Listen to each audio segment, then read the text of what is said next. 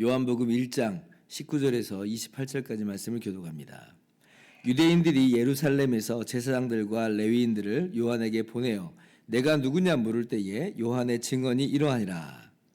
요한이 드러내어 말하고 숨기지 아니하니 드러내어 하는 말이 나는 그리스도가 아니라 한데, 또 묻되 그러면 누구냐 내가 엘리야냐 이르되 나는 아니라, 또 묻되 내가 그 선지자냐 대답하되 아니라, 또 말하되 누구냐 우리를 보낸 이들에게 대답하게 하라. 너는 내게 대하여 무엇이라 하느냐 이르되 나는 선지자 이사야의 말과 같이 주의 길을 곧게 하라고 광야에서 외치는 자의 소리로라 하니라.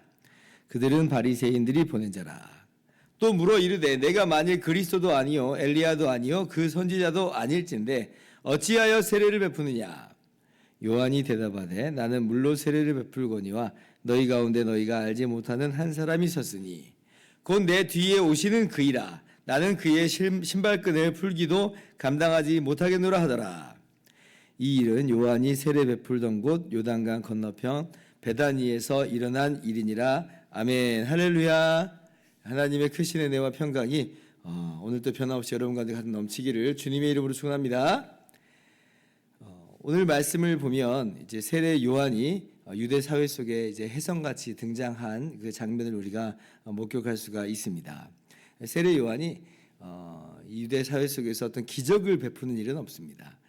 그저 이제 말씀만 전할 뿐이에요. 그런데 아마도 이제 세례 요한이 전하는 그 말씀 가운데는 굉장한 좀 임팩트가 좀 있었던 것 같아요. 내지는 이제 세례 요한의 어떤 인격적인 감화력이라고 할까요? 이제 그런 것들이 사람에게 굉장히 강력한 영향력을 미친 것처럼 보입니다. 그래서 사람들이 세례 요한과 또 세례 요한이 선포하는 그 메시지를 들으면서 느끼는 거예요. 아, 이 사람에게는 뭔가 있다. 이 사람은 뭔가 비범하다. 이제 이런 걸 느끼는 것이죠. 그래서 유대 지역의 사방에서 이 세례 요한을 이제 만나러 옵니다. 그리고 이제 자신의 죄를 자복하고 회개하고 세례를 받아요. 우리는 그래봤자 사람들이 얼마나 모였겠어 라고 이제 생각하기 쉽지만, 근데 그렇지 않습니다. 우리가 생각하는 것보다도 세례 요한의 영향력은 상당히 컸어요. 그야말로 유대인들 가운데 센세이션을 일으킨 것이죠. 누가복음 3장 15절을 보면 그래서 세례 요한이 혹시나 그 약속된 그리스도가 아닌가라고 그렇게 생각하는 사람들도 있을 정도로, 그 정도로 생각했다는 것은 이 세례 요한이 굉장히 강력한 영향력을 미쳤다는 것이거든요. 나중에 한 20년 정도 후에 이 사도행전 19장을 보면 예수님께서 십자가에서 죽으시고 부활하신 지 20년 뒤에요. 근데 이제 그때 사도 바울이 에베소 지역으로 그렇게 이제 전도 여행을 갔을 때 거기서 이제 요한의 세례를 받았던 제자들을 만나는 장면이 나와요. 그러면서 우리는 요한의 세례를 받았다. 아직도 그 요한의 세례 요한의 어떤 추종자들이랄까요? 그 영향력이 20년이 지났는데도 불구하고 영향을 끼치고 있는 장면을 우리가 거기서도 이제 볼 수가 있는 겁니다. 그러니까 세례 요한의 영향력이 우리가 생각하는 것보다 엄청나게 컸다. 우리가 이 정도 좀 알 필요가 있어요. 그래서 이제 오늘 본문 19절에 이 세례 요한에게 찾아온 제사장들과 레위인들은 그래서 일종의 조사단으로 지금 파견이 나온 겁니다. 워낙 대중들이 유대 대중들이 열광을 하니까 당시에 유대 지도층에서 알아보려고 이 바리새인들이 특별히 이제 알아보려고 조사단을 파견한 거예요. 이 사람 도대체 누구냐라고 이제 궁금해하고 의아해한 거죠. 그래서 이제 이들이 와가지고 세례 요한에게 묻는 장면입니다. 너는 누구냐? 이 숨은 질문으로는 뭐예요? 아까 혹시 세례 요한이 그리스도가 아닌가 이렇게 생각한 사람이 있었다고 했잖아요. 그러니까 숨은 질문으로는 혹시 당신 진짜 그리스도냐라고 하는 이제 그런 질문을 이제 하는 거예요. 자, 그런데 세례 요한이 이제 뭐라고 대답을 해요? 어물쩡 그냥 미적미적 되지 않습니다. 바로 숨기지 않고 분명하게 이야기해요. 20절에 나는 그리스도가 아니다. 자, 그러니까 이제 한 번 더 물어봅니다. 그러면 네가 엘리야냐? 이렇게 물어봐요. 엘리야를 이제 왜 또 묻는지 우리가 좀 의아해 할 수 있는데 엘리야를 묻는 이유가 있어요. 이 구약 성경 말라기 4장 5절 이하를 보면 이런 예언이 있습니다. 보라, 여호와의 크고 두려운 날이 이르기 전에 내가 선지자 엘리야를 너희에게 보내리니 그가 아버지의 마음을 자녀에게로 돌이키게 하고 자녀들의 마음을 그들의 아버지에게로 돌이키게 하리라. 이렇게 예언된 말씀이 있거든요. 이게 무슨 말이냐면 여호와의 날이 이릅니다. 즉 메시아가 오시는 날이 이제 와요. 근데 그 전에 하나님께서 누구를 먼저 보내시겠다고 그렇게 말씀하시냐면 엘리야를 먼저 보내시겠다라고 지금 하신 거예요. 그러니까 지금 이제 이 조사단들이 물어보는 거예요. 그리스도는 아니라고 했으니까. 그러면 엘리야냐? 그 그리스도 전에 오는 바로 그 엘리야에 대해서 생각을 하면서 물어본 겁니다. 근데 세례 요한이 또 뭐라고 대답해요? 나는 엘리야가 아니다. 이제 이렇게 이야기를 해요. 엘리야가 아니다. 이건 좀 약간 의아합니다. 왜냐하면 지금 이제 세례 요한이 누구 앞에 왔냐면 예수님께서 본격적으로 사역하시기 전에 지금 이 이야기가 진행되고 있는 거거든요. 그러니까 예수님이 사역하시기 전에 와서 그리고 세례 요한이 하는 일이 뭐냐면 우리가 1장 이제 9절에 이하의 말씀을 함께 본 것처럼 참 빛이신 예수님을 증언하는 일을 해요. 그러니까 예수님을 증언하는 일을 합니다. 그런 측면에서 이 세례 요한은 엘리야가 사실 이제 맞아요. 엘리야가 맞습니다. 예수님께서도 세례 요한을 두고 뭐라고 말씀하시냐면 마태복음 11장 14절에 만일 너희가 즐겨받을진대 오리라 한 엘리야가 곧 이 사람이니라 하면서 이 세례 요한이 엘리야라고 하는 것을 분명하게 밝혀주세요. 세례 요한이 태어날 때도 보면은 그가 엘리야의 심령과 능력으로 주 앞에 먼저 와서 이 사역을 하리라 라고 이제 말씀을 하셨어요. 그러니까 이 말라기 4장 5절 6절에서 말하는 그 엘리야가 오리라 한 엘리야가 세례 요한이 맞아요. 근데 지금 오늘 엘리야 이 세례 요한은 자기가 엘리야가 아니라 이렇게 이야기를 하는 거예요. 왜 그런가 좀 의아할 수 있는데 그건 쉽게 이렇게 생각을 해볼 수 있습니다.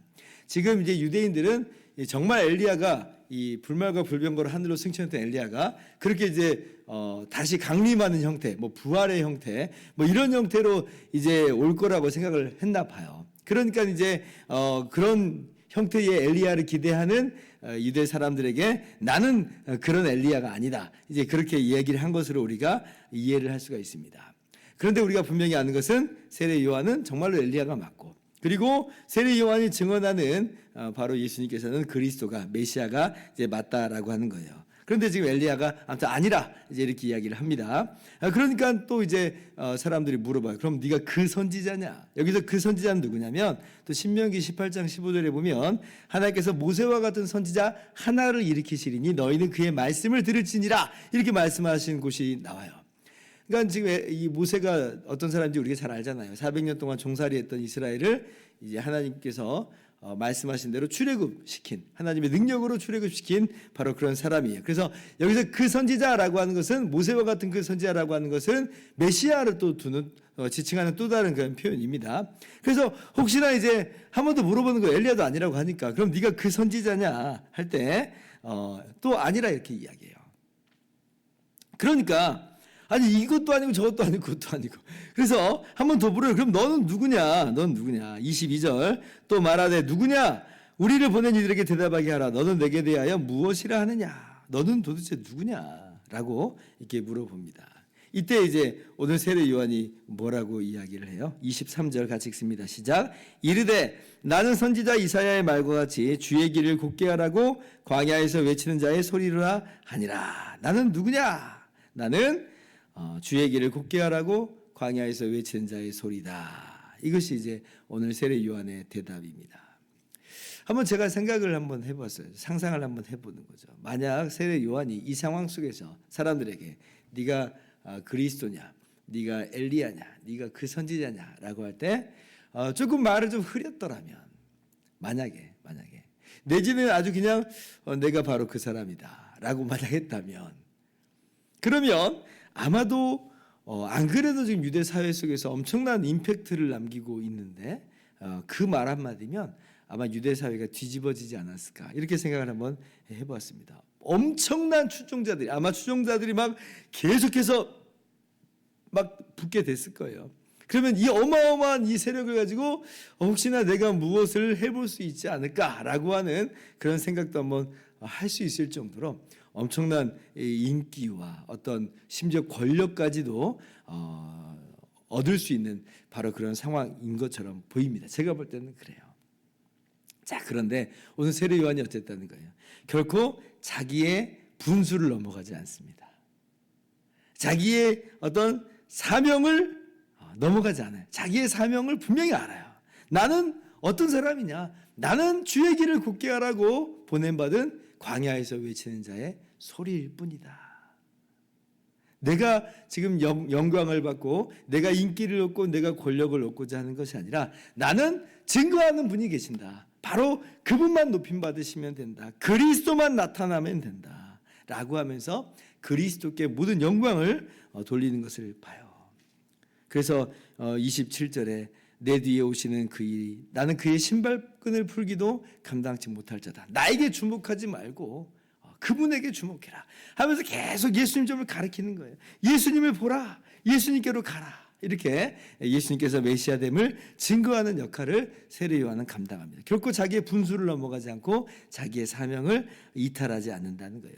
이게 우리 믿음의 선배들의 공통적인 그런 모습이죠. 사도 바울 역시도 마찬가지입니다.